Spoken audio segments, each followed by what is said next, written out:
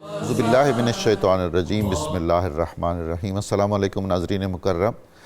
92 news channel کے programme صبح نور میں آپ کا میزبان غلام معین الدین نظامی اپنے ساتھیوں سمیت حاضر خدمت ہے۔ حضرت ابو انیس محمد برکت علی رحمہ اللہ تعالیٰ کی تالیف اسماء النبی الکریم صلی اللہ علیہ وآلہ وسلم سے اللہ کے رسول کا ایک اسم گرامی پڑھنے اور سننے کی سعادت حاصل کرتے ہیں۔ سیدنا صاحب العلم صلی اللہ علیہ وآلہ وسلم ہمارے سردار، تمام علوم کے مالک، درود و سلام بھیجے اللہ تعالیٰ آپ پر، آپ کی آل پاک پر، آپ کے صحابہ کرام رضوان اللہ تعالیٰ علیہم اجمعین پر۔ ارشاد تعالیٰ ہے، اگر تم نہیں جانتے ہو تو اہل علم سے پوچھ لو۔ سیدنا عبداللہ بن عباس رضی اللہ تعالیٰ عنہما سے روایت ہے کہ حضور نبی کریم صلی اللہ علیہ وآلہ وسلم نے ارشاد فرمایا، میں علم کا شہر ہوں اور علی اس کا دروازہ ہے، لہٰذا جو شہر علم کا دروازہ پانا چاہتا ہے اسے چاہیے کہ وہ اس دروازے کے پاس آ جائے۔ یہ حدیث مبارکہ طبرانی نے معجم الکبیر میں بیان کی ہے۔ ناظرین مکرم، ہمارا آج کا موضوع بہت ہی دل پذیر اور پرتاثیر موضوع ہے، حضرت واصف علی واصف رحمۃ اللہ تعالیٰ علیہ۔ واصفی فکر سے ہر سوچ سجی لگتی ہے، یہ صدی حضرت واصف کی صدی لگتی ہے، بلکہ محض یہ صدی نہیں، کئی صدیاں۔ ناظرین مکرم، لاہور کو اللہ تعالیٰ نے جن خاص امتیازات سے نوازا ہے ان میں ایک یہ بھی ہے کہ اس میں ہر دور میں کچھ اہل دل ایسے رہے ہیں جو سایہ دار درخت کی صورت میں اس شہر پر سایہ فگن رہے ہیں۔ صاحبان فکر کو بھی انہوں نے سیراب کیا ہے، صاحبان تخلیق کو بھی، اہل علم کو بھی، اہل ذوق کو بھی، اہل عشق کو بھی۔ حضرت واصف علی واصف کی شخصیت بھی ان بے مثال رہنماؤں میں سے تھی جہاں ان تمام تشنگیوں کا ایک حل نکل آتا تھا۔ انہوں نے ایک عہد کو متاثر کیا۔ ماڈرن ٹرمنالوجی میں اگر ہم کہیں کہ امپیکٹ فیکٹر جس کو کہا جاتا ہے، تو جدید وضاقتہ کے صوفیاء کرام میں حضرت واصف بے مثال ہیں۔ اللہ تعالیٰ نے انہیں ایسی صلاحیتوں سے نوازا تھا جن کا اجتماع ایک شخص میں بالعموم بہت شاذ اور نادر ہوتا ہے، اور یہی تو ایک کرامت ہوتی ہے کھلم کھلا، کہ اللہ تعالیٰ اگر ایک شخص کو اتنا نواز سکتا ہے اور دوسروں کی تسکین کا، راحت کا اتنا سامان اس ایک ذات میں جمع فرما سکتا ہے، تو کیا عالم ہوگا ان پاک ہستیوں کا، یہ شخصیتیں جن کی نام لیوا ہیں، اور پھر آخر کار رسول مقبول صلی اللہ علیہ وآلہ وسلم جن کے فیضان کا یہ لوگ آئینہ دار ہیں اور ان کے پیغام کو آگے بڑھانے والے ہیں، ان کی صحبت پاک کا کیا عالم ہوتا ہوگا۔ جتنے بھی ذرائع ہیں دوسروں کو متاثر کرنے کے لیے یا دوسروں تک اپنا پیغام پہنچانے کے لیے، ان میں گفتگو ہے، ان میں تحریر ہے، تحریر میں نثر ہے، پھر شاعری ہے، یہ تمام اصناف جو میں عرض کر رہا ہوں، بالکل کسی ذرہ بھر مبالغے کے بغیر حضرت واصف علی واصف میں یہ چیزیں بدرجہ کمال موجود تھیں، عطا لگتی تھی بالکل۔ وہ طویل عرصہ مخفی رہے، یہ بھی اللہ تعالیٰ کے امور میں سے ایک امر ہوتا ہے، مشیت کا اپنا ایک بندوبست ہوتا ہے، اس کے مطابق ہی ان کی کسی پھول کی خوشبو نے کب پھوٹنا ہے، کب دوسروں تک پہنچنا ہے، یہ اللہ تعالیٰ کا اپنا ایک فیصلہ ہے اور اس کا ایک نظام ہے۔ جب ان کی خوشبو پھیلی تو پھر پھیلتی چلی گئی۔ میں چونکہ نثر بھی لکھتا ہوں، شعر بھی کہتا ہوں، کچھ تھوڑی بہت گفتگو بھی کرتا ہوں، تو مجھے اندازہ ہے، اور ان تمام لوگوں کو جو ان فنون لطیفہ سے آگاہ ہیں، کہ اگر کسی ایسے فرد کے چشمہ تخلیق پر عطائے ربانی نہیں ہے تو وہ بہت جلد بے رس ہو جائے گا اور بے تاثیر ہو جائے گا، اور اگر اس کے کلام میں اور اس کی گفتگو میں مسلسل ایک تاثیر ہے اور لوگوں کے زخموں پر مرہم رکھنے کی طاقت ہے اس کے کلام میں، اس کے جملوں میں، اس کی باتوں میں، اس کی نظر میں، تو وہ یقیناً قابل احترام ہے اور بہت مختلف نظر ہے۔ یہ ایسے لوگ ہی ہوتے ہیں جن کے جملے ضرب المثل بنتے ہیں۔ اب ضرب المثل بننا، اس میں ایک کوٹیبلٹی ہونی چاہیے، اس میں الفاظ کا خوبصورت چناؤ ہونا چاہیے، اس میں صدیوں کے وزڈم کو مختصر ترین شکل میں ہونا چاہیے، تب بنتی ہے ضرب المثل۔ بہت کم ایسا ہوتا ہے کہ ہم اثر افراد کے جملے یا اشعار ضرب المثل بنیں، کیونکہ ضرب المثل بننے میں بھی تو صدیوں لگتی ہیں۔ اب جس طرح کے تصوف میں ایک تیہ زمانی ہے، ایک تیہ مکانی ہے، تو اللہ تعالیٰ اپنے پیاروں کو ضرب المثل بننے کے لیے بھی جس طرح ان کی خوشبو کو پھیلا دیتا ہے، اسی طرح ان کے پیغام کو بھی امر کر دیتا ہے۔ ان کے کتنے ہی جملے ایسے ہیں جو ہم تصوف کی تعلیمات کا بہترین نچوڑ کہہ سکتے ہیں۔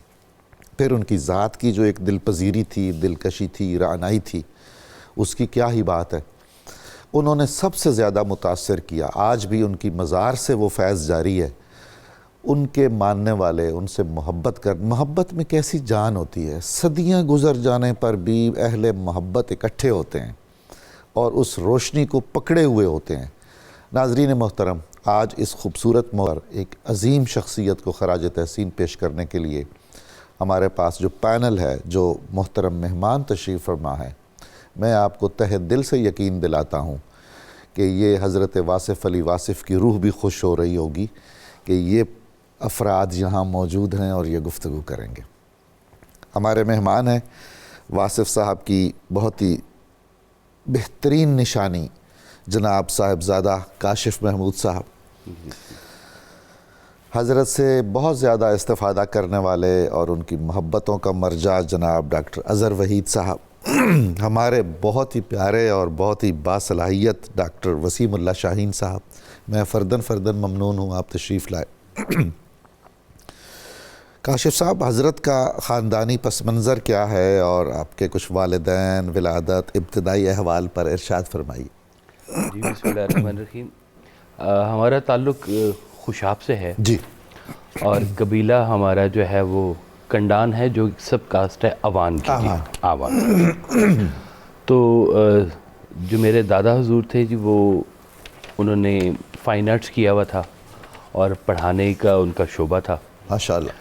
اور گھر کے اندر ایک کہنا چاہیے ایک روحانی قسم کا جو ماحول ہے وہ میں نے اپنے بچپن میں بھی دیکھ رکھا ماشاءاللہ کہ دادا حضور کی صحبت اور ان کے دوست احباب جو تھے وہ بھی سارے بڑے قیمتی لوگ ہوا کرتے تھے۔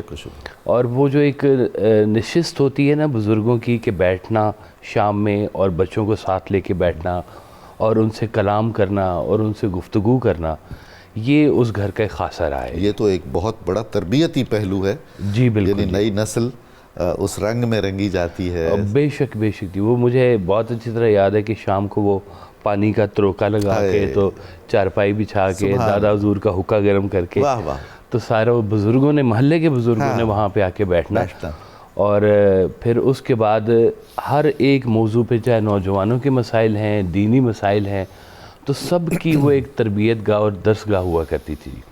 صبحوں میں میری جو دادی اماں تھی وہ قرآن بچوں کو پڑھایا کرتی تھی جی، سبحان اللہ، اور دادا حضور جو تھے وہ پھر بچوں کو، بڑے بچوں کو پڑھایا کرتے تھے۔ تو گھر کے اندر ایک ماحول تھا جی۔ اور سرکار بھائی صاحب اپنے بہن بھائیوں میں دوسرے نمبر پہ، پہلے بڑی بہن تھی، اچھا، اور پھر آپ تشریف لائے تھے۔ تو آپ 3 بھائی ہیں، اور جن میں سے ایک وصال فرما گئے ہوئے، اب 2، اور ایک میرا بھی چچا حیات ہے جی، ماشاءاللہ، اور 5 بہنیں تھی جی آپ کی۔ تو اب ایک ہمشیرہ جو ہے نا، میری پھپھو جو ہے وہ، جنوری کا مہینہ تو حضرت واصف کا مہینہ ہوا نا جی؟ جی بالکل ہوا جی، ولادت بھی اسی مہینے میں ہے، وصال بھی اسی ہاں، مہینے یہ میں 3 دن کی ہے جی داستان۔ 15 جنوری کو ہے جی تاریخ آپ کی جو آئی ڈی کارڈ پر لکھی ہوئی ہے، اور وصال آپ کا 18 جنوری کا ہے جی۔ تو مختصر سا ہی وقت ہے یہ والا، اور ویسے آپ کی جو طبعی حیات ہے وہ تقریباً 63 سال بنتی ہے۔ سبحان اللہ، سبحان اللہ۔ تو آپ خوشاب سے پھر لاہور کس دور میں آئے؟ آپ خوشاب سے آپ نے میٹرک کیا، پھر آپ نے جھنگ سے ایف اے کیا، اچھا، بی اے کیا جی، اور پھر آپ گورنمنٹ کالج لاہور میں تشریف لائے تھے۔ اچھا، راویین ہے، راویین ہے جی، ماشاءاللہ ماشاءاللہ، واہ واہ۔ تو جھنگ کس سلسلے میں؟ جھنگ حضور کے نانا ابو ہوا کرتے تھے جی، اچھا، اور وہ بھی وہاں پر مسجد میں بہت بڑے خطیب تھے جی جھنگ کے جی۔ سرکار ویسے صاحب ان کے پاس انہوں نے وہاں ایف اے بھی کیا اور بی اے بھی کیا جی وہاں اچھا سے. ایف اے اور بی اے جھنگ سے گئے. ہاں جی. سبحان اللہ کیا بات ہے. اور پھر آپ کا ایم اے انگلش اور ایم ایس سی میتھمیٹکس کا 1 سال ہے جو راوین میں ہے جی. ہاں. اور پھر یہاں آپ لاہور آئے نا تو پھر لاہور کے ہی ہو لیے پھر وہ یہیں پر ہی خود بھی پڑھے, اپنے بھائیوں کو بہنوں کو سب کو بلایا, اور روزگار کا سلسلہ پھر یہیں پہ درس و تدریس کا کام کیا جی آپ نے. اچھا. اور اس دور کا وہ جو سی ایس ایس ہوا کرتا تھا وہ بھی آپ نے کلیئر کیا لیکن جوائن نہیں کیا. اچھا, یہ تو بڑا ہی اچھا کیا. ہاں بہت اچھا کیا جی, بالکل بھی.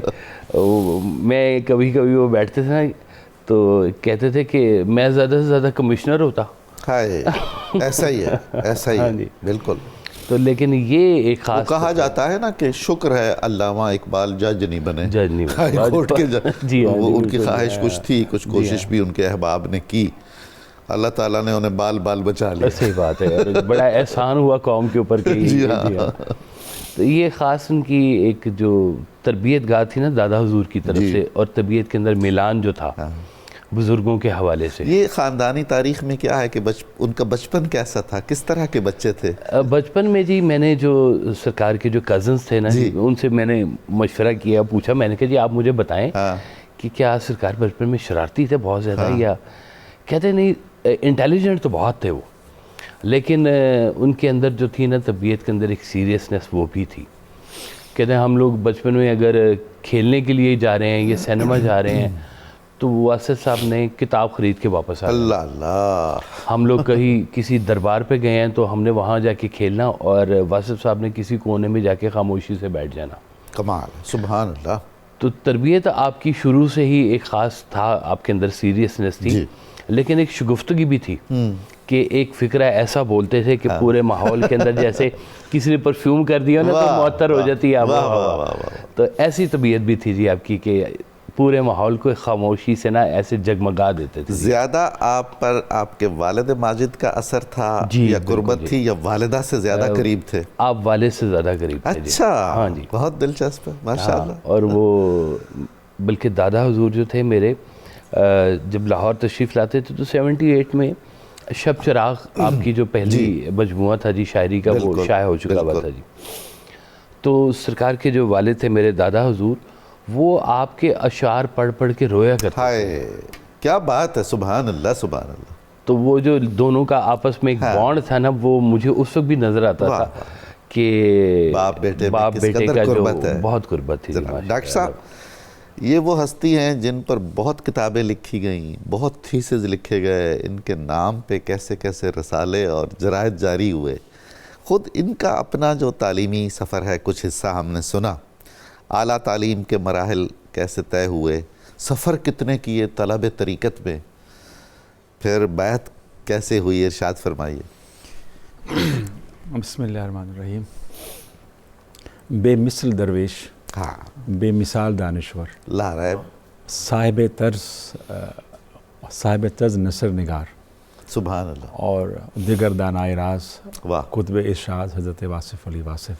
بے شک. آپ نے کتابیں ہی تصنیف نہیں کی بلکہ مصنف بھی تصنیف کی. آپ جیسے آپ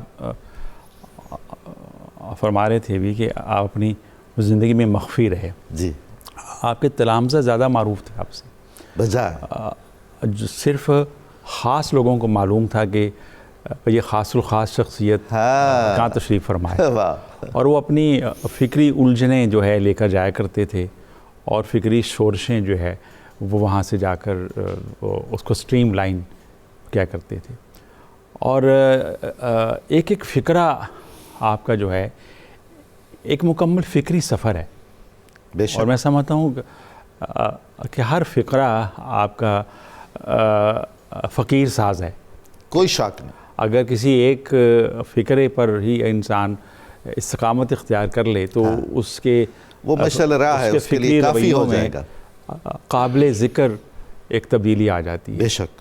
جیسے میں اکثر دوستوں سے بات کیا کرتا ہوں کہ جیسے کشف المحجوب کا جب ہم مطالعہ کرتے ہیں تو ایک جملہ ایک تھیسز ہے, اس طرح آپ کا بھی ایک جملہ ایک پورا موضوع ہے. جی, پوری تشریح ہو سکتی ہے اس کی, کتابیں لکھی جا سکتی ہیں, اس کی نچوڑ ہے وہ.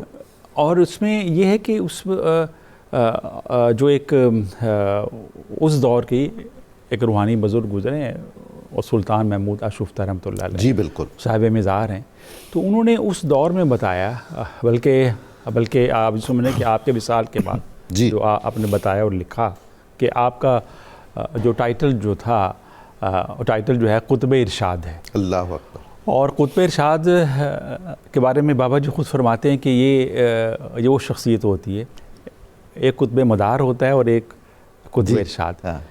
قطب ارشاد وہ ہے جو اس دور کی جو فکری الجھنوں کو اور جو فکری پیراڈاکسز ہیں اس کو رفع کر کے تو اس دور کے اہل دانش کے فکر کو سٹریم لائن کرتا ہے۔ جی بالکل۔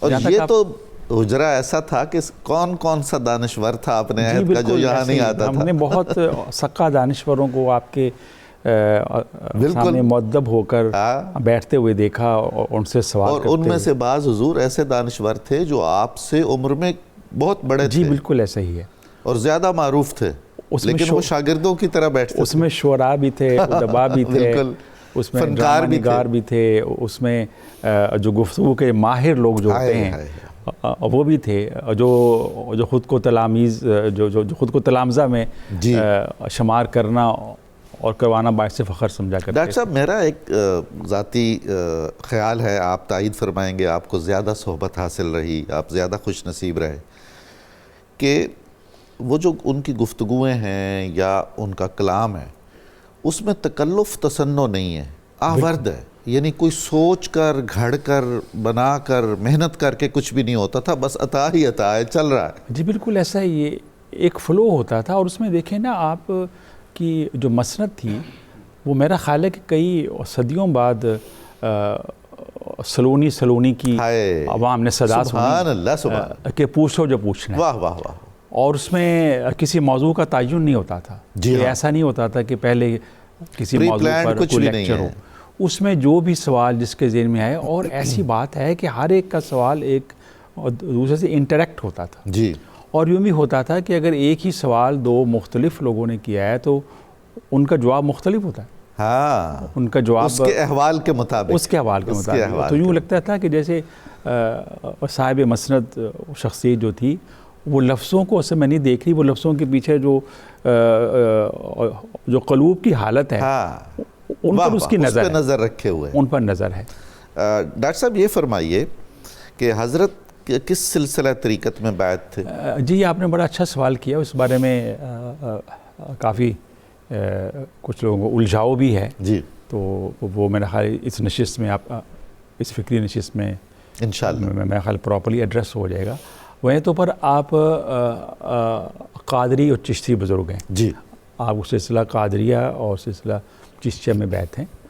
جب آپ انڈیا تشریف لے گئے تو وہاں پہ حضرت شاہ نیاز بے نیاز رحمۃ اللہ علیہ سبحان اللہ کے جو سجادہ نشین تھے حضرت حسن محمد سجاد رحمۃ اللہ علیہ، جی، ان کے ہاتھ پر دس سے بیعت ہیں۔ وہ تو اتنی عظیم وہ ہے، درسگاہ بھی اور خانقاہ بھی، حضرت خواجہ فخر الدین فخر جہاں دہلوی کے بڑے خلفاء میں تھے حضرت شاہ نیاز بے نیاز، اور چشتیت اور قادریت کا بہترین امتزاج تھا وہاں۔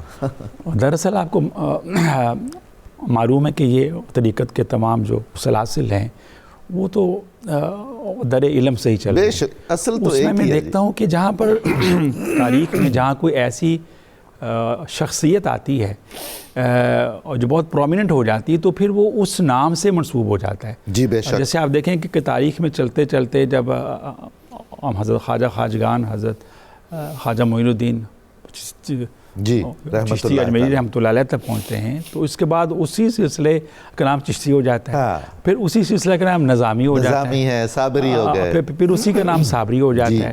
تو وہ جو شخصیت کے حوال ہیں وہ اس سفر کو ایک رنگ دے دیتے ہیں، ایک مخصوص رنگ دے دیتے ہیں۔ اب جیسے اسی سلسلے میں ہم اب اس دور حاضر میں چلتے ہیں تو میرا خیال ہے کہ مستقبل کا جو مورخ ہوگا وہ لکھے گا کہ آپ کہ لوگ جو ہیں وہ قادری، چشتی، نظامی اور نیازی اور واسفی ہیں. بالکل, واہ واہ, سبحان اللہ سبحان اللہ, کیا اچھا ہے. اب اس میں یہ بات مکمل نہیں ہوگی کہ جب تک ہم اس میں ایک تدریج کے پہلو کے اوپر بھی بات نہ ہو جائے, کچھ غور نہ کر لیں. جی ہاں, کہ تدریجی امکان سے تو آپ دیکھیں کہ یہ جو سلاسل ہیں اس کو سمجھنے کے لیے جی, آج کے ماڈرن ورژن میں اس کو یوں سمجھا جا سکتا ہے کہ جیسے آپ کا موبائل جو ہے وہ آپ کے قریبی سرور سے کنیکٹڈ ہے, بالکل, اور وہ سرور کسی اور سرور سے کنیکٹڈ ہے, اور پھر وہ مین ہب سے ہے. جی, یعنی کہ وہ سرور تھا, سرور پھر سرور دو عالم تک, ہاں,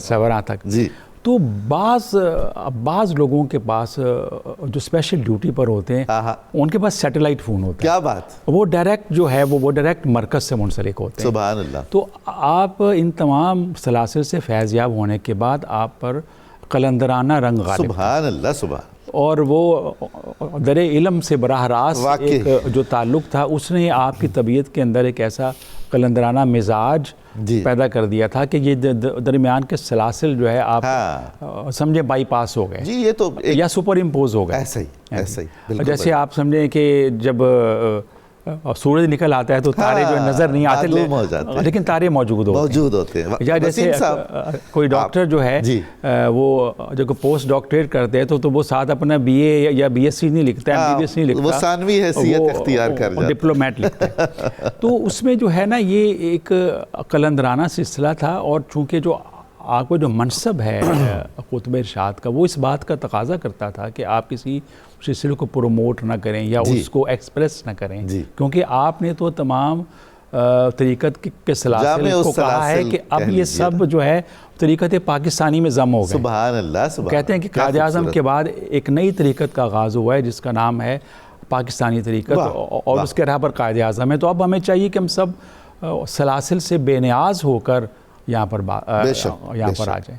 ذرا وسیم صاحب, حضرت کا شادی اور اولاد کے بارے میں کچھ آپ ارشاد فرمائیے گا, اور کسب معاش کے لیے آپ نے کیا کیا, ملازمت کی, کیا کیا کرتے تھے, ارشاد فرمائیے. وہ حضرت واصف علی واصف رحمۃ اللہ علیہ کے ایک آڈیو میں وہ ایک واقعہ بتاتے ہیں کہ ایک فقیر دوسرے فقیر کے پاس گیا, سنا کہ بڑا پہنچا ہوا فقیر ہے, تو اس کے پیچھے نماز ادا کی. تو جیسی نماز ادا کی تو وہ جو فقیر جن کے پیچھے نماز ادا کی تھی انہوں نے ان سے پوچھا کہ آپ کا ذریعہ معاش کیا ہے. تو انہوں نے جواب دیا کہ وہ تو میں تمہیں بتاتا ہوں, پہلے میں وہ نماز دوبارہ ادا کر دوں جو تمہارے پیچھے میں نے پڑھی. کمال ہو گئی. تو فقیر سے اس کا ذریعہ معاش پوچھتے ہو, وہ کھلاتا ہے. تو یہ جو لوگ مطلب وہ حضرت واصف علی واصف رحمۃ اللہ آڈیو میں ارشاد فرماتے ہیں کہ کچھ لوگ اللہ کی راہ میں اتنا خرچ کرتے ہیں کہ خود کو بھی خرچ کر بیٹھتے ہیں, تو ان کا ذمہ دار پھر اللہ ہے. جی بے شک. تو باقی یہی ہے کہ جتنا تھوڑا میں اس کے اوپر پہلے بھی گفتگو کر چکا ہوں کہ میری جو حضرت واصف علی واصف رحمۃ اللہ علیہ سے ملاقات ہوئی تھی تو اس میں بڑا جو عمل دخل ہے وہ میں ڈپریشن اور انگزائٹی سے گزر رہا تھا. تو چونکہ آج کل بڑے لوگ اس بیماری سے گزر رہے ہیں, اور آج کا پروگرام یہ بھی ہے کہ حضرت واصف علی واصف رحمۃ اللہ کی وہ بات لوگوں تک پہنچائی جائے جن سے ان کی خیال کو آسانی عطا ہو, کیونکہ اللہ کی نعمتوں میں سب سے بڑی نعمت حسن خیال ہے. سبحان اللہ. تو اور حضرت اس کو اس طرح سے ایک فکرے میں انہوں نے وہ کہتے ہیں نا کہ خیر الکلام ما قل و دل, بہترین بات وہ ہے جو مختصر ہو پر دلائل پر مبنی ہو. جی ہاں. تو جس کا جو خیال ہے اس کا وہی حال ہے, اور اللہ کی نعمتوں میں سب سے بڑی نعمت حسن خیال ہے. جیسے ابھی آپ نے کہا کہ حضرت علی کرم اللہ وجہ مولا علی جو ہے وہ علم کا دروازہ ہے اور نبی کریم صلی اللہ علیہ وسلم علم کا شہر ہے. تو حضرت نے ایک آڈیو میں بڑے پیار سے اس پوری بات کو ایک فکرے میں بیان فرمایا کہ ہمارے علم کا سفر باب العلم سے مدینۃ العلم تک کا سفر. اللہ اللہ اللہ. تو یہ حضرت واصف علی واصف رحمۃ اللہ علیہ کو کمال حاصل تھا کہ ایک فکرہ ایسا بیان فرما دیتے تھے کہ بالکل انسان کا خیال بدل جاتا. بالکل.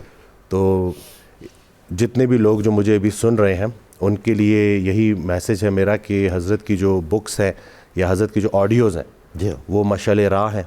جیسے کہ ان کا ایک شعر ہے کہ ہوں چراغ داغ بنا ہوا, سر شام جلتا ہوں شوق سے, میرے پاس آئیں گے وہ کبھی جنہیں ایک سحر کی تلاش. سبحان اللہ. تو جن کی آنکھ میں آنسو ہے, جنہیں رونا مل چکا ہے, ان کا آدھا سے زیادہ کام تو ہو چکا ہے. ہاں وہ آڈیو میں ایک شعر انہوں نے بیان فرمایا, جب خود میں اس کیفیت سے گزر رہا تھا اس بیماری سے, تو وہ پھر ایک ایک جو شعر ہے نا وہ دل پہ جا کے اتنا زور سے لگتا ہے نا کہ انسان کا سب کچھ بدل جاتا ہے. کہ تیرے قریب ہوئے جب سے اشک بار ہوئے, سبحان اللہ, 1000 بار کہاں 100,000 بار ہوئے, کیا بات, ملا نہ ہم کو اگر سنگ آستاں کا نشاں, برنگ موج اٹھے راہ کا غبار ہوئے. سبحان اللہ, ہوا تھا حسن ہی خود مائل کرم ہم پر, ہائے وہ اپنی ذات میں مخفی تھے آشکار ہوئے. سبحان اللہ, سبحان یہ لوگ سارا کام کر چکے ہیں اور ان کا جو نسخہ جو کیمیائی ہے, جو میں کہتا ہوں کہ اگر لوگوں کو مل جائے, مقصد مل جائے, تو زندگی آسان ہو جائے. کہ عبادت اللہ کی, محبت اللہ کے حبیب صلی اللہ علیہ وسلم کی, خدمت انسان کی, اور عاقبت اپنی. کیا بات ہے. تو سبحان اللہ. قرآن کریم کا اگر ہم سمری دیکھیں تو اس میں یہی ہے نا کہ اللہ ایک ہے, جی, ڈوز اینڈ ڈونٹس, پرپسفل لائف اور ہیئر آفٹر. ہاں, تو ہمارا جو فوکس ہے وہ ماں باپ کا فوکس ہے, لیکن انہی کا ایک شعر ہے کہ واصف اسی دنیا میں وہ دنیا بھی ملے گی, ہے شرط کہ تم عشق کو سالار بنا. کمال ہو گیا. تو یہ بڑی ہماری اللہ کی بڑی مہربانی ہے, کرم نوازی ہے کہ اللہ نے ہمیں ایسے لوگ دیے. جیسے کہ ابھی ڈاکٹر اظہر نے جو ہے بیان فرمایا کہ وہ جو محافل تھی ان کا فوکس تھا سوال پوچھو. وہ انکریج کیا کرتے تھے. کیا بات. اور وہ کہا کرتے تھے کہ تمہارے سوال آنے والوں کے سوال بنیں گے اور میرے جواب آنے والوں کے جواب بنیں گے. یہ بھی اس لیے بہت منفرد ہے کہ بالعموم صوفیہ کرام کے جو ابتدائی تربیتی حلقے ہیں ان میں سوال کو ڈسکریج کیا جاتا تھا. یہ کہ آپ سنیے اطمینان سے بیٹھیے, کبھی آپ کو اپنا جواب مل جائے گا. یہ ہم بالکل دیکھتے ہیں کہ جدید ترین طریقہ ہے. حضرت نے تو کھل کر اس کو بیان فرمایا کہ جس کے ذہن میں سوال نہیں اس کی بہتری کا کوئی حال نہیں. ہاں, تو سوال پوچھو, اچھا سوال بھی آدھا جواب ہوتا ہے. آپ کی شادی اولاد کے بارے میں کیا فرمائیے, کچھ ہمیں آگاہی دیجیے. شادی تو ان کی خاندان سے باہر ہوئی ہے. اچھا جی, آؤٹ آف فیملی تھی, اور میں ایک بیٹا ہوں بڑا, اور 3 بہنیں میری تھی. اچھا, ماشاءاللہ. تو یہ ہمارا 4 افراد کا, اور اماں جی جو ہمیں کنبہ تھا جی. تو شادی کا جو دور ہے سارے کا سارا, وہ آپ کی بڑی کیفیات کا دور بھی گزرا ہے جی. اللہ اللہ. تو اس دور میں آپ کے اوپر جو تھا وہ شاعری کا رنگ کا بڑا غلبہ تھا, اور کالج کا دور تھا, پڑھاتے بھی تھے آپ اس وقت. نابھا روڈ کے اوپر آپ کا کالج بھی تھا جی. تو لیکن ہر چیز کو آپ اپنی ذات کے ساتھ اللہ کا امر سمجھ کے چلتے. کیا بات ہے. سبحان اللہ, سبحان اللہ. ہاں, بلکہ کہتے تھے کہ باقیوں کو بھی سکھاتے تھے کہ شادی کو جب تک تم اللہ کا امر نہیں سمجھو گے تب تک اس میں کامیابی نہیں تمہیں مل سکتی. سبحان اللہ, کیا خوبصورت بات ہے. واہ واہ واہ. ناظرین مکرم, ہمیں درود پاک سننے کے لیے مختصر وقفہ کرنا ہے. آپ بھی یہ سعادت حاصل کیجئے, ہم بھی اس میں شریک ہوتے ہیں. بہت جلد دوبارہ آپ کی خدمت میں حاضر ہو رہے ہیں, آپ ہمارے ساتھ رہیے گا. حضرت واصف کا یہ ذکر جمیل ہمیں ابھی اور سننا ہے, ابھی ہمیں اور لطف کے بہت سارے پہلو باقی ہیں. ہمارے ساتھ رہیے گا.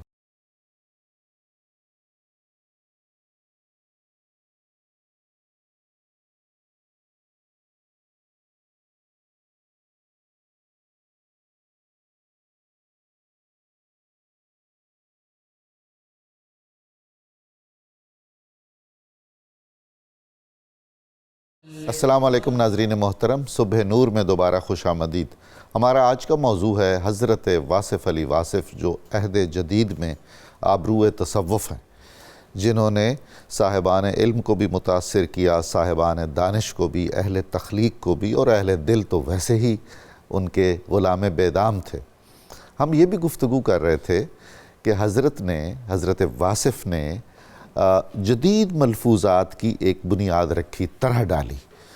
آپ اپنی مجالس میں گفتگویں فرماتے تھے اور اجازت تھی, بلکہ حوصلہ افزائی فرمایا کرتے تھے ہر شامل ہونے والے کی کہ پوچھو, سوال کرو. یہ جو کیفیت ہے یہ بڑی منفرد تھی, اور اس میں کوئی قید نہیں ہوتی تھی.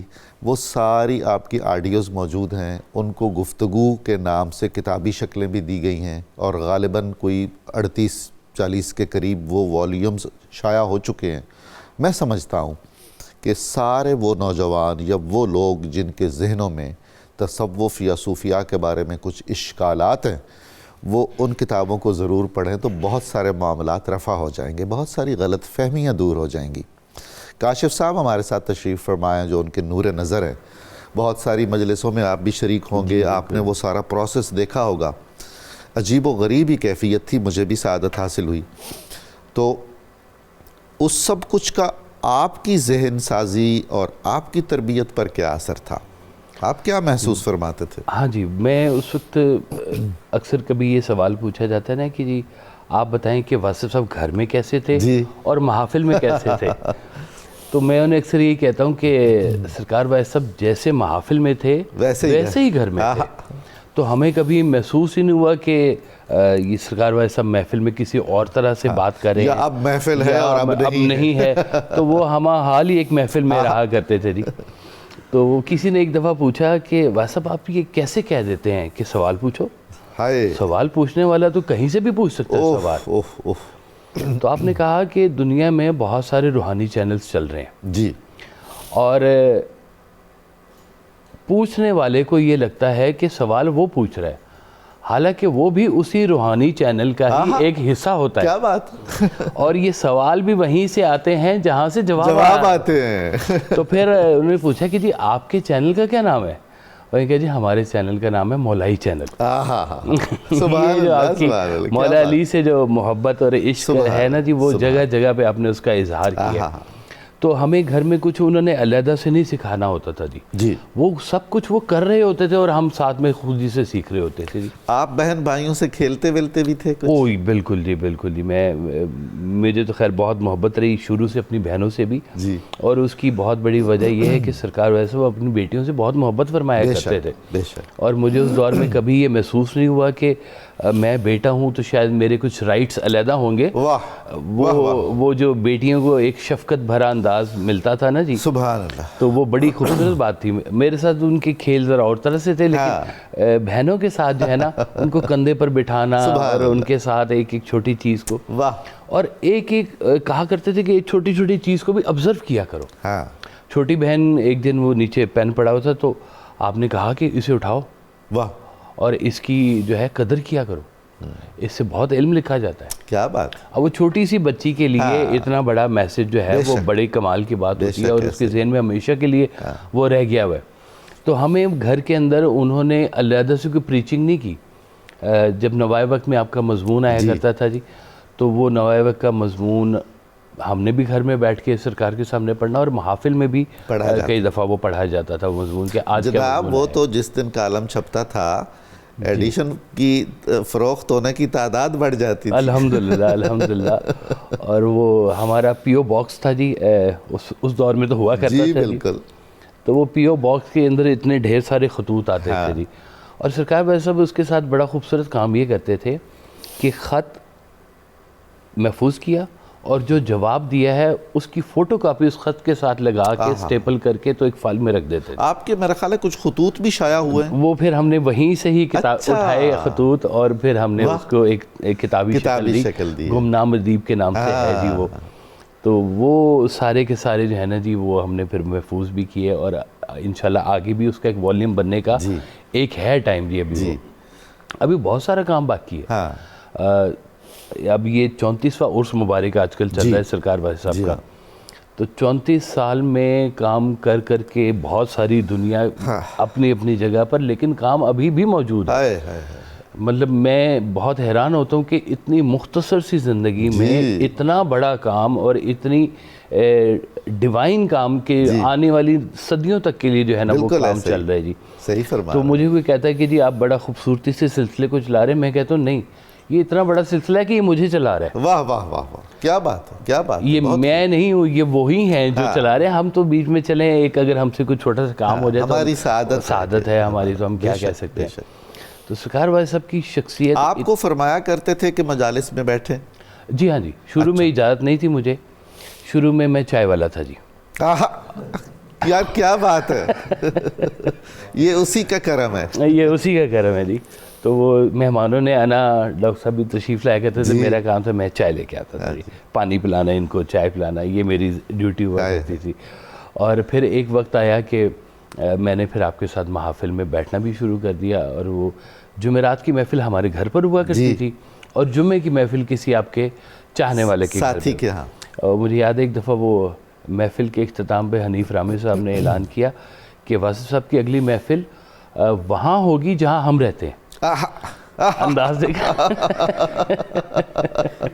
واہ واہ. تو یہ واصف صاحب کے مختلف گھر تھے جی سارے کے سارے, اور ایک جو آپ کا وہ ہوتا تھا نا فکرہ, ایسے حیران کر دینے والا جو ہوتا ہے نا جی.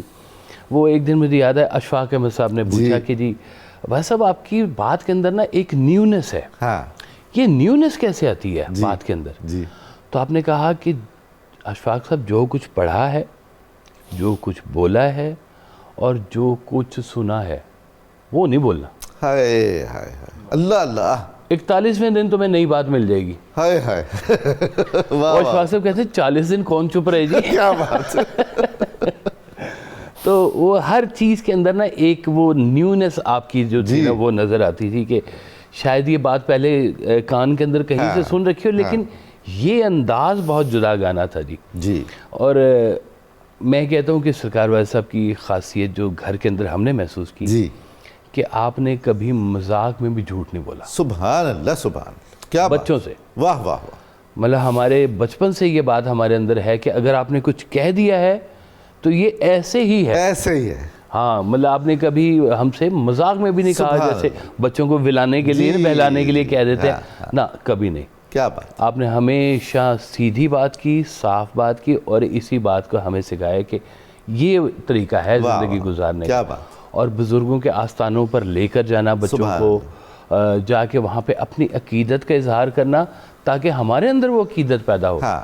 داتا حضور کے ہاں حاضریوں کا جو سلسلہ رہا ہے اس میں کئی دفعہ میں خود گیا ہوں. اچھا. اور بہت بچپن میں مجھے یاد ہے میں وہ تھوڑا سا رش سے گھبراتا تھا تو وہ کئی دفعہ کندھے پہ اٹھا لیتے تھے کہ بھئی یہ رش سے گھبراتا ہے, تو میں اوپر سے ذرا وہ دیکھتا رہتا, خوش ہوتا تھا.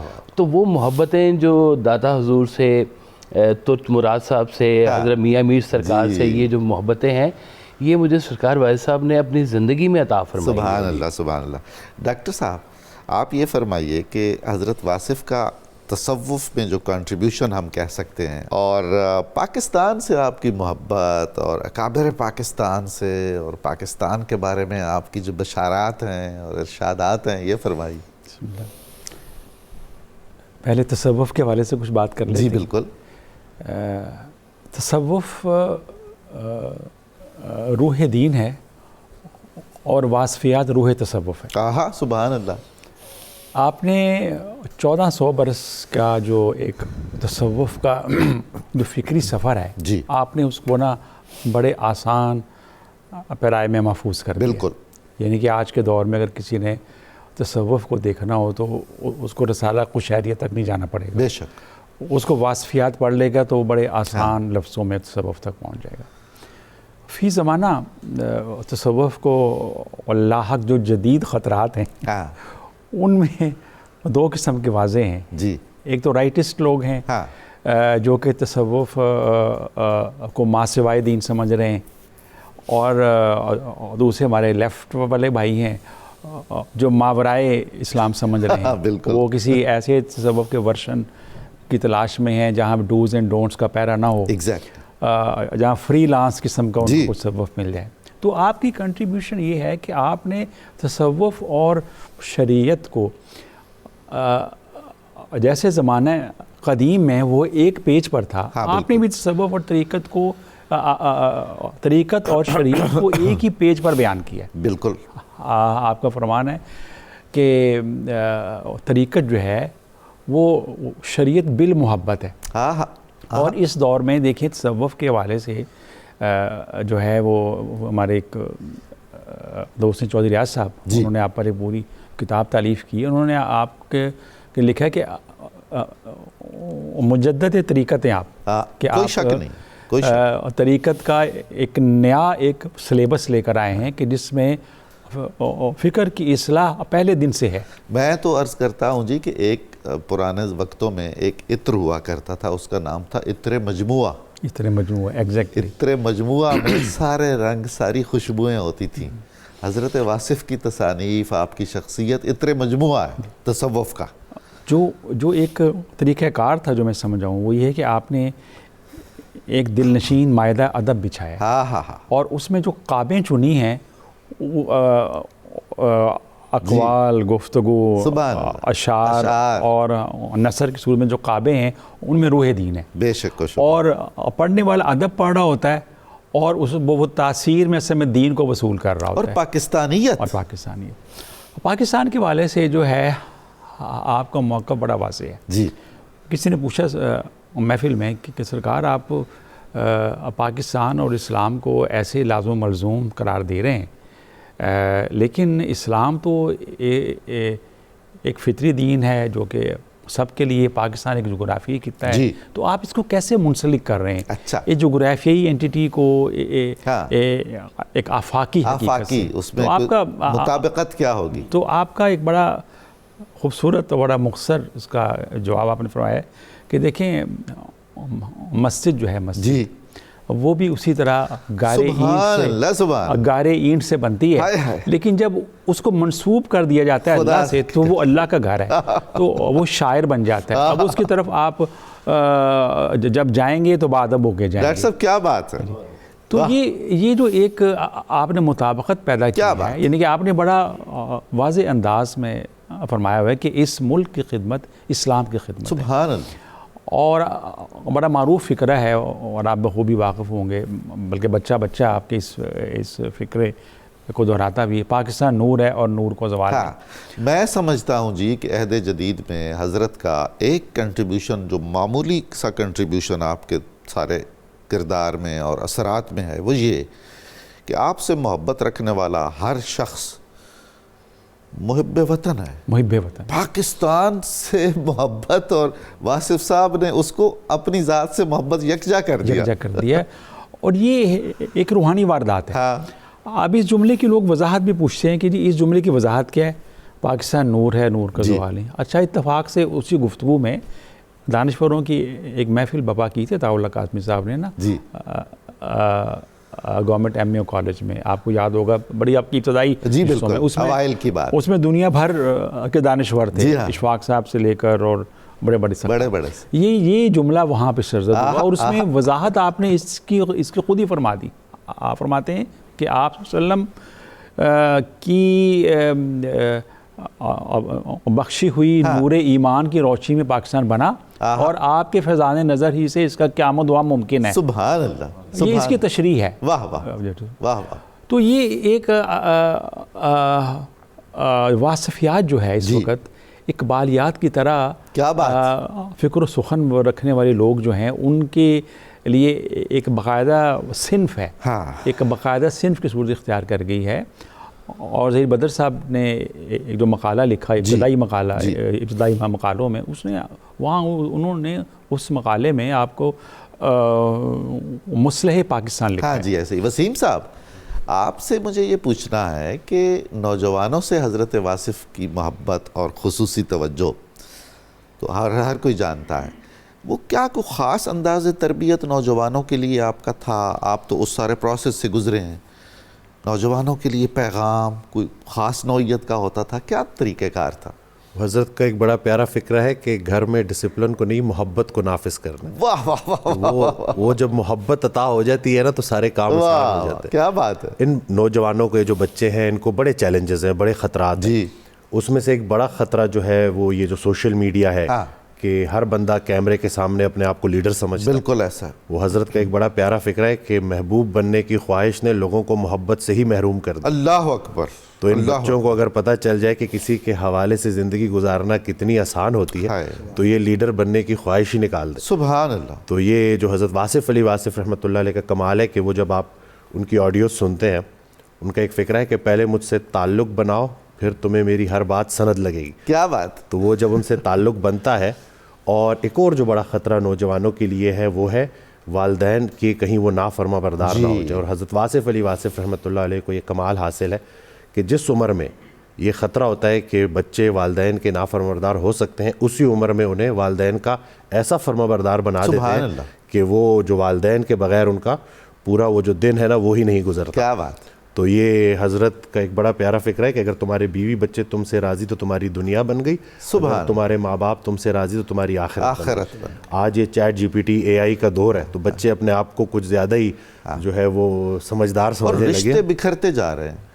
تو یہ اگر ہم مطلب سب کو تو ہم نے مائنس کر دیا تو اکیلے گھر میں ہم کیسے رہیں گے. تو قرآن کریم کی آیت ہے نا کہ ہم ایک دوسرے کے لیے آزمائش ہیں. جی. تو حضرت اس کو ایسے بیان فرماتے ہیں کہ ہم ایک دوسرے کے لیے آزمائش بھی ہیں اور انعام بھی ہیں. آزمائش کب ہے؟ جب ہم ایک دوسرے کا گلہ کر رہے ہیں. سبحان اللہ. اور انعام کب ہے؟ جب ہم ایک دوسرے کو قبول کرتے ہیں. تو جھگڑا دو بندوں کا نام ہے, صلح ایک بندے کا نام. تو یہ جو ہماری ایک جو کمیونٹی, ایک سوشل سپورٹ ہے, یہی تو ہماری سب سے بڑی اسٹرینتھ. واہ. تو اگر آپ کے والدین آپ پہ راضی نہیں, اگر آپ کے اندر وہ محبت نہیں ہے, جیسے تصوف کے اوپر بات ہو رہی تھی تو کسی نے حضرت سے شریعت اور تصوف کا پوچھا نا. اچھا. تو حضرت نے ارشاد فرمایا کہ اللہ سے اپنے فاصلے کو کم کرنے کا نام شریعت ہے, اور نبی کریم صلی اللہ علیہ وسلم سے اپنے فاصلے کو کم کرنے کا نام تصوف ہے. سبحان اللہ. تو اپنے ریئل کو اپنے آئیڈیل کے قریب کرنا ہے. کتنی سہولت سے اور کتنا سادہ اور کتنا مؤثر. الحمدللہ کہ وہ آرام سے نا وہ بات پہنچ جاتی ہے, دل تک پہنچ جاتی ہے الحمدللہ. اور آج کے میڈیم میں بالکل. اور ایک نبی کریم صلی اللہ علیہ وآلہ وسلم کی حدیث مبارکہ, ایک صحابی نے ان سے پوچھا کہ بہترین دین کون سا ہے؟ تو ارشاد فرمایا جس میں تمہارے ہاتھ اور زبان سے لوگ محفوظ رہیں. اللہ. اور حضرت نے اس کو ایسے جو ہے ارشاد فرمایا کہ جب آپ کے اوپر کسی کا فیض ہوتا ہے, کسی بزرگ کا, تو آپ بے ضرر ہو جاتے ہیں. آپ کے اندر سے نا وہ جتنی جو منفی چیزیں ہیں نا وہ مائنس ہونی شروع ہو جاتی ہیں. ایک اور طریقے سے جیسے حضرت نے بیان فرمایا کہ جیسے سانپوں کا زہر نکالا جاتا ہے, تو یہ جو اللہ والے ہوتے ہیں نا, یہ اندر کا وہ زہر نکال دیتے ہیں. اللہ. وہ باتیں اگر مصروف عبادت ہو جائے تو چہرہ معصومیت کا پیکر بن جاتا ہے. تو یہ جو اللہ والے ہیں یہ وہ اندر کی دنیا کے اوپر آج پتہ چلا کہ آپ کے چہرے میں کشش کی وجہ کیا ہے. اللہ اکبر. بس دیدار کے قابل تو کہاں میری نظر ہے, یہ ان کی عنایت ہے کہ رخ ان کا ادھر ہے. سبحان اللہ. تو مہربانی ہے جی الحمدللہ. تو بس نوجوانوں کو بھی یہی میسج ہے کہ حضرت کو سنیں, ان کو پڑھیں, اور آپ یقین کریں کہ وہ ایک فکرہ آپ کو, اگر آپ آڈیوز ان کی لگائیں نا, سننا شروع کریں, کوئی ایک فکرہ ایسا آ جاتا ہے کہ جیسے حاصل کو محرومی سمجھو اور محرومیوں میں حاصل کو تلاش. اللہ. اور اس دن ایک میں تو یہ کہتا ہوں, یہ وہ جملے ہیں جن پہ ہزار شاعری قربان ہے. سبحان اللہ. میں جو ہے نا یہ اکثر کہتا ہوں کہ ہمیں تو دعاؤں کا طریقہ بھی حضرت واصف علی واصف رحمۃ اللہ نے سکھایا. کیا بات. اس دن ایک آڈیو میں ارشاد فرماتے ہیں کہ اے اللہ, یہ جو وسائل تو نے مجھے دیے ہیں جنہیں میں زندگی کہہ رہا ہوں, ان کا ایسا استعمال عطا فرما کہ زندگی کا خاتمہ تیرے قریب میں ہو. سبحان اللہ. سبحان اللہ. یا اللہ ہمیں اتنا دے کہ ہم راضی ہو جائیں, اور ہم تیری راہ میں اتنا دیں کہ تو راضی ہو جائے. وسیم یہ بتائیے کہ حضرت واصف اور دیگر صوفیاء, ان کی خدمت میں حاضر ہو کر آدمی کو ایک راحت اور تسکین ملتی تھی, نفسیاتی اطمینان و سکون ہوتا تھا. وہ جو اندر جھگڑے جھیڑے مچے ہوئے ہوتے ہیں ہمارے, ان میں افاقہ ہوتا تھا. اب ایسے صوفیاء ہیں, ایسے لوگ ہیں جو اس طرح کا کام جو رسول اللہ کی سنت ہے یہ جاری رکھے ہوئے ہیں. بس میں تو وہ ایک شعر ہے نا کہ خیرت کو غلامی سے آزاد کر, جوانوں کو پیروں کا استاد کر. تو جتنے بھی عظیم کام ہیں وہ غیر عظیم زمانوں میں ہوتے ہیں. تو یہ حضرت واصف علی واصف رحمۃ اللہ کی جو آڈیوز ہیں نا, ہمیں نہیں پتا کہ کتنے گھروں میں اللہ کے ولی ٹرین ہو رہے ہیں. بے شک, کیونکہ یہ دور اب ایک جو ہے سوشل میڈیا کا دور ہے, گھر گھر تک آواز جا رہی ہے. تو میری تو بڑی جو میں تو بڑا پازیٹیو ہوں کہ جو آنے والے کمال کے دن ہیں, عظمت و ذوالجلال کے دن. سبحان اللہ. سبحان. تو یہ ہم نے مایوس نہیں ہونا انشاءاللہ. اور اکثر انسان جب تنہائی میں بیٹھا ہوتا ہے تو اس کو کوئی فکرہ ایک آمد ہوتی ہے, تو اس کو یہ پتہ چل جاتا ہے کہ یہ میں نہیں ہوں, یہ کہیں سے بات آئی ہے. تو مجھے ایک فکرہ عطا ہوا کہ ہر وہ خوف جو آپ کو نا امید کر دے شیطان کی آواز ہے, ہر وہ خوف جو آپ کو پر امید کر دے رحمان کی آواز. سبحان اللہ. سبحان. تو ہم نے اپنا وہ جو پر امید رہنا ہے, ہوپ فل رہنا ہے, وہ نہیں چھوڑنا. ماشاءاللہ. ماشاءاللہ. بہت شکریہ آپ کا, آپ نے کرم فرمایا, اتنی خوبصورت گفتگو ہوئی. ناظرین مکرم, حضرت واصف علی واصف رحمۃ اللہ تعالیٰ علیہ کا ایک قول ہے, سب سے زیادہ بدقسمت انسان وہ ہے جو حد درجہ غریب ہو اور خدا پر یقین نہ رکھتا ہو. یعنی اس کے افلاس کا تو کوئی ٹھکانہ ہی نہ ہوا نا. آج کے اخبار روزنامہ 92 نیوز میں حضرت واصف علی واصف رحمۃ اللہ تعالیٰ علیہ کے زیر عنوان بہت عمدہ مضمون شائع ہوا ہے, آپ ضرور پڑھیے گا, اس میں بڑی برکات ہیں. جتنا بھی ہم اہل اللہ کا ذکر پڑھ سکیں, سن سکیں, بیان کر سکیں, یہ ہماری سعادت ہے.